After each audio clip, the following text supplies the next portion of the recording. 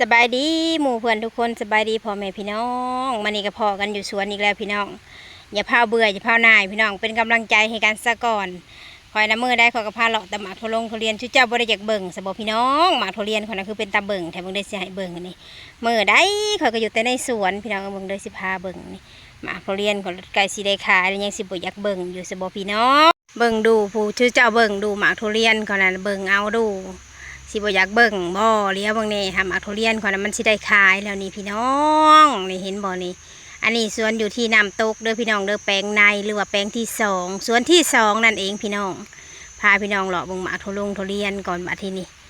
สิได้ขายแล้วพี่น้องสิได้ขายแล้วเห็นบ่พี่น้องเห็นบ่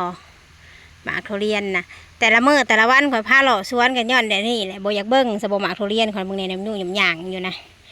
เบิ่งเอาโลดนะความงามหมากทุเรียนนะพวกรุ่นใหญ่รุ่นน้อยมีเบิดนี่ฮะนั้นรุ่นน้อยนะรุ่นน้อยพี่น้องตัวนี้รุ่นที่ได้ขายแล้วเบิ่งสิพาพี่น้องเบิ่งผ่ากระห้องมึมพำหางบ่ตกมาจักเถื่อพี่น้องพ้นผ่าอากาศก็ได้ขอได้เปิดน้ำแต่ละมื้อแต่ละวันชุดเจ้าเบิ่งในหมากทุเรียนนะเป็นแต่กิ่งข้างล่างจนหอดปลายผมยังบ่อยากเบิ่งสบพี่น้องแต่ละมื้อแต่ละวันก็ต้องพาเลาะสวนมันเป็นตะเลาะกระดอกพี่น้องผู้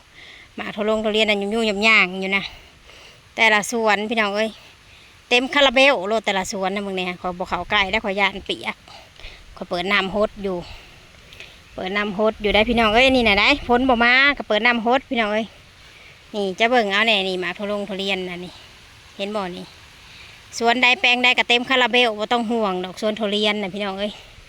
คอยพาเลาะคู่มือคู่เว้นนะเบิ่งโลดพี่น้องเบิ่งโลดเบิ่งนี่ค่ะเห็นบ่นะเบิ่งเอาโลดหมากทุเรียนนะพูนเห็นบ่เป็นแต่กิ่งข้างล่างจนหอดปลายพูบ่ได้ว่าขี้โม่บ่ได้ว่าขี้คุยเบิ่งดูพูนี่เห็นบ่เต็มคาราเบลโลดแต่ละสวนนี่อันนี้สวนน้ำตกพี่น้องสวนน้ำตกหรือว่าสวนที่สองแปลงที่สองนั่นเองพี่น้องเห็นบ่นี่คอยพาเบิ่งคู่มือคู่เว้นกับข้อแบบซี่เลยพี่น้องผมมันเป็นตาเบิ่งกะดอพี่น้องหมากทุเรียนนั่นยุ่งยำอยู่ตอนนี้ราคาก็ขึ้นมาแล้วเด้อพี่น้องขึ้นมาแล้วราคานะก็ได้เพื่อคอยได้ขายนี่จะว่าได้โลมัน300ผมจักเด้อผมเห็นบ่หมากทุเรียนรุ่นนี้นะพี่น้องเบิ่งน้ำกันนี่สุภาพเปิดเผาหน่ายกันไล่พี่น้องจะสุภาพว่าวสักกันไล่มือได้กระถ่ายต้นทุเรียนมือได้กระเบิ่งแต่ทุเรียน